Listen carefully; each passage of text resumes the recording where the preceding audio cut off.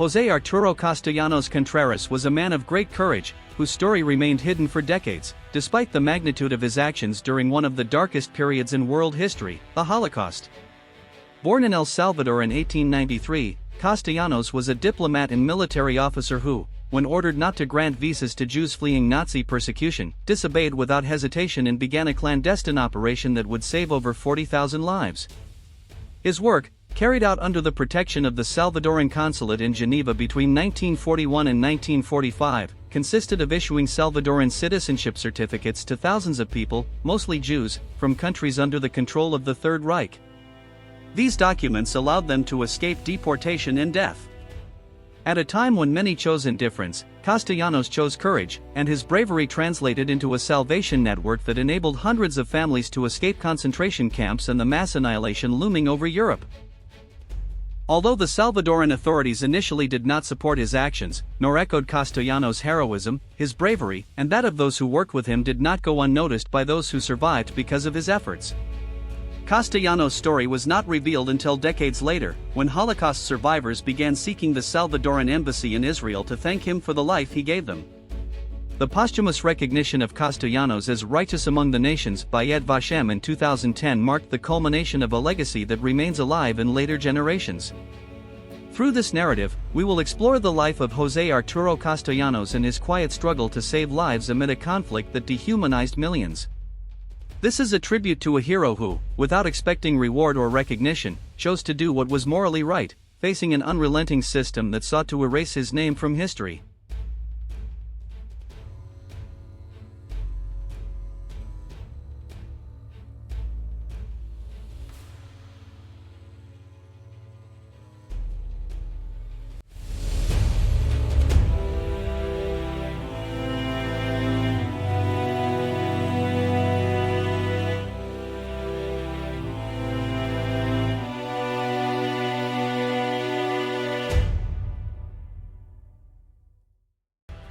José Arturo Castellanos Contreras was born in San Vicente, El Salvador, on December 23, 1893. The son of General Abelino Castellanos and Isabel Contreras, his life was marked by military tradition. From an early age, he showed a natural inclination towards serving his country, which led him to join the El Salvador Military Polytechnic School, where he began to shape his military career.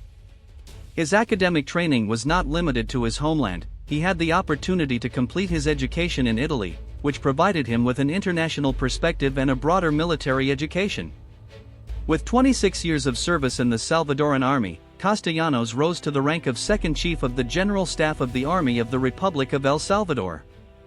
His military career was successful, and over the years, he earned the respect of his peers and superiors for his strategic ability and leadership. However, his destiny would change when El Salvador's foreign policy offered him a new opportunity: to serve in the diplomatic service. In 1937, Castellanos was appointed as Consul General in Liverpool, United Kingdom. This was his first diplomatic posting, and from there, his career took a turn towards diplomacy. A year later, in 1938, Castellanos was transferred to the Salvadoran consulate in Hamburg, Germany, where he would begin to witness firsthand the growing persecution the Nazis unleashed against the Jewish population. During this period, Castellanos had a first glimpse of the brutality of the Nazi regime, although he still could not imagine the crucial role he would play in saving thousands of lives. In 1941, his diplomatic career took another major step when he was assigned as Consul General of El Salvador in Geneva, Switzerland. This position would be pivotal not only for his career but for the lives of thousands of people who would benefit from his actions and bravery during World War II. Geneva, located in the heart of Europe, was a crucial place for international negotiations and a city where many refugees from Nazi-occupied Europe sought asylum. It was at this time, when the Nazi regime had intensified its persecution, that Castellanos faced a moral dilemma. He encountered an internal and diplomatic conflict when, like many other diplomats of the time, he was forced to follow the strict orders of his superiors, who prohibited issuing visas to Jews. However, Castellanos' character and morality prevented him from remaining passive in the face of such injustice.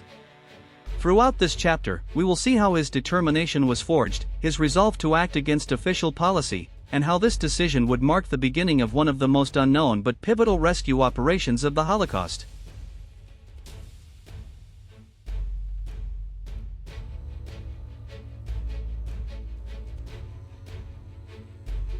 As the 1930s progressed, Europe stood on the edge of the abyss. The rise of Nazism in Germany, under the leadership of Adolf Hitler, ushered in a period of violence, discrimination, and systematic persecution that would become one of the darkest chapters in world history. The Jews, a community that had lived in Europe for centuries, became the primary target of the Nazi regime, which considered them a threat to the purity of the Aryan race it sought to promote. Persecution began with restrictive measures, segregation laws, labor and social restrictions, and the creation of a widespread atmosphere of dehumanization.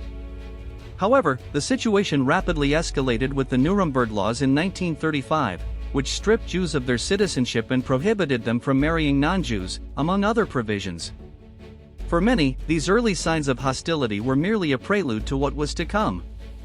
In 1939, the world witnessed how the German invasion of Poland triggered World War II. This war was not only a confrontation between nations but also a fight for the survival of millions of human beings living under Nazi occupation. As German troops advanced across Europe, Hitler's regime implemented the so-called final solution, the mass extermination of European Jews. It was in this context of desperation and violence that thousands of Jews began to flee to neutral countries, seeking to escape the genocide that was already underway. Their hope centered on places like Switzerland, a nation that remained neutral, and other countries that, due to their location or policies, offered relative refuge. However, the path for these refugees was not easy. The authorities of many of these countries closed their doors or established strict immigration controls. In this context, the help of diplomats became a ray of hope for those fleeing. This is where José Arturo Castellanos' figure began to gain prominence. As consul of El Salvador in Geneva, Castellanos was in a unique position to influence the fate of thousands of people. However, like many other diplomats, he received instructions from his superiors that prohibited him from issuing visas or citizenship documents to Jews. In many cases, this refusal was justified by internal immigration policies, and in others, by the political alignment of the governments with the Axis powers. But Castellanos was not just any diplomat. His ethics and sense of duty were stronger than the orders he received from his government. Despite the constant threat of retaliation, he felt compelled to help the Jews arriving in Geneva, trapped in a Europe torn apart by war. This decision would not only mark his life but would forever change the fate of thousands of people.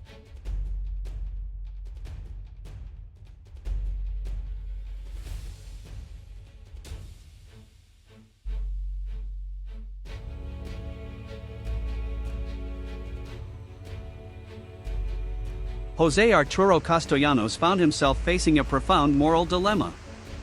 As Consul General of El Salvador in Geneva, his task was to represent his country's interests and follow the instructions of his superiors. However, the situation of the Jews in Europe, especially those fleeing the Nazi regime, was desperate. Throughout 1941 and 1942, Castellanos witnessed the increasing violence and persecution of Jews in Nazi-occupied countries, and he soon realized that the political decisions of his government did not align with the urgent humanitarian needs he observed daily. As a diplomat, he was subject to the policies and orders of the Salvadoran government, which at the time, like many other countries, maintained a neutral stance in the face of the horrors of war. Despite the clear instructions he received not to issue visas to Jews or offer them the protection of El Salvador, Castellanos could not ignore the suffering of those who approached his consulate seeking refuge. In 1939, a year before his appointment in Geneva, Castellanos had already attempted to intercede on behalf of the Jews in Hamburg, Germany, requesting permission to issue visas that would allow them to escape the growing Nazi threat. The response was negative. Despite the increasing desperation of the victims of Hitler's regime, Salvadoran authorities stood firm in their position. This rejection was a forewarning of what was to come, but also a challenge that Castellanos decided to confront in his own way. When he assumed his post in Geneva in 1941, the situation had grown even darker. As the Nazis intensified their extermination campaign, Castellanos observed the flow of refugees arriving in Switzerland. Aware that time was running out for many of them, he decided, in an act of disobedience, to go beyond the orders he had received. Instead of following his government's policy, he joined a select group of individuals, including George Mandel Montello, a Hungarian Jewish businessman, and began clandestinely issuing Salvadoran citizenship documents for the Jews in Europe. The purpose of these documents was clear: to offer minimal protection for those with no other escape. The documents were falsified, but for the Nazis, the seal and signature of a neutral consulate were enough for those who possessed them to avoid being deported to concentration camps. This strategy, although risky, allowed Castellanos to save thousands of lives, acting in what he considered the only possible way to protect the defenseless. During this period, Castellanos, despite being aware of the repercussions that could arise from disobeying his government, remained steadfast in his conviction. The responsibility he felt toward the Jews who came to his consulate was not only a professional duty but a moral imperative. In his letters and reports to his government, Castellanos expressed his desperation over the situation and his desire to do more to help the refugees. Despite this, the responses from the Salvadoran government were always negative, until finally, in 1944, the political situation changed, and Castellanos began to receive official support to continue his rescue efforts.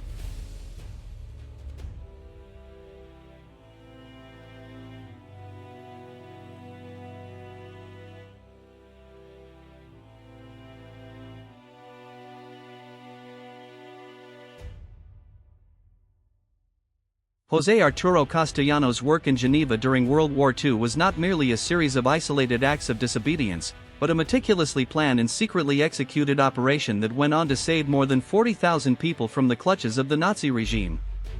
Although it initially began as a personal act of courage, it soon became a collective effort, driven by the collaboration between Castellanos, George Mandel Montello, and a network of volunteers who, without hesitation, decided to risk their lives to help those in desperate need. The process began in 1942, when Castellanos, with the help of Mandel, the first secretary of the Salvadoran consulate in Geneva, began issuing Salvadoran citizenship certificates to Jews who had no connection to El Salvador, nor knowledge of its language or culture. These documents, though falsified, represented a lifeline for thousands of people trapped in Europe under Nazi control. With an official seal and the signature of a neutral consulate, the Jews who received these documents could evade persecution and deportation to extermination camps. The mechanism of the operation was simple, but extremely risky. Instead of issuing conventional visas, which could have been easily detected as fraudulent, Castellanos and Mandel devised a solution: issue Salvadoran citizenship documents from a small, neutral nation that the Nazis did not consider an immediate threat. Salvadoran diplomacy, which at the time had little influence in Europe, was used as a tool to save lives. These documents provided the holders with minimal protection from the Nazi authorities, who, despite knowing many of them were false, preferred not to risk challenging the legal formality that the documents represented.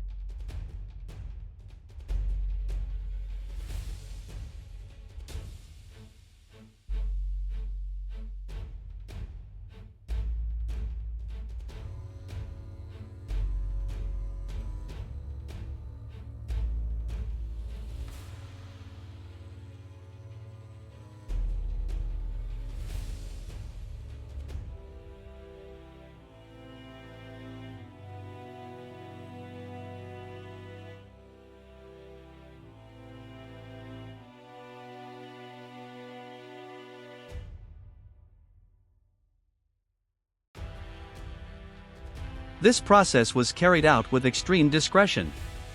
Castellanos and his team worked in secrecy, knowing that any leak could end the operation and put their lives at risk. The documents were distributed through a secret network of emissaries and collaborators. Among them were members of the Jewish community in Europe, who were responsible for taking the documents to cities occupied by the Nazis, as well as diplomats from other neutral countries. This network of cooperation allowed the documents to reach places like France, Belgium, Czechoslovakia, Poland, Romania, and especially Hungary. One of the most crucial moments of the operation occurred in 1944, when the Salvadoran government changed its stance and began officially supporting the issuance of these documents. The situation in Europe had become even more desperate, and thousands of Hungarian Jews were being deported to Auschwitz. Castellanos' intervention and that of his team at this moment was crucial in preventing many of these people from being sent to their deaths. Thanks to the issuance of Salvadoran documents, thousands of lives were saved, lives that would otherwise have been exterminated. Among the beneficiaries of these documents was Ina Polak, a survivor of the Bergen-Belsen concentration camp, who in 1980 would discover, among her mother's belongings, a Salvadoran citizenship certificate. This document, which had been issued by Castellanos and Mandel in 1944, had allowed her and her family to survive the atrocities of the Nazi regime. Polak, like many others, lived her entire life without knowing that her life had been saved thanks to the bravery of Castellanos and his team. As the conflict progressed and the number of victims increased, Castellanos and Mandel continued their work tirelessly, while the Nazis intensified their persecution. The operation, which was carried out under the radar, witnessed countless sacrifices and moments of anguish. However, the bravery and determination of Castellanos and his collaborators never faltered, even in the face of constant threats of retaliation from both the German authorities and their own superiors. The impact of this operation was incalculable. Although it is not known with certainty how many lives were saved in total, the testimonies of those who received these documents and managed to escape the concentration camps remain a living testament to Castellanos' quiet heroism.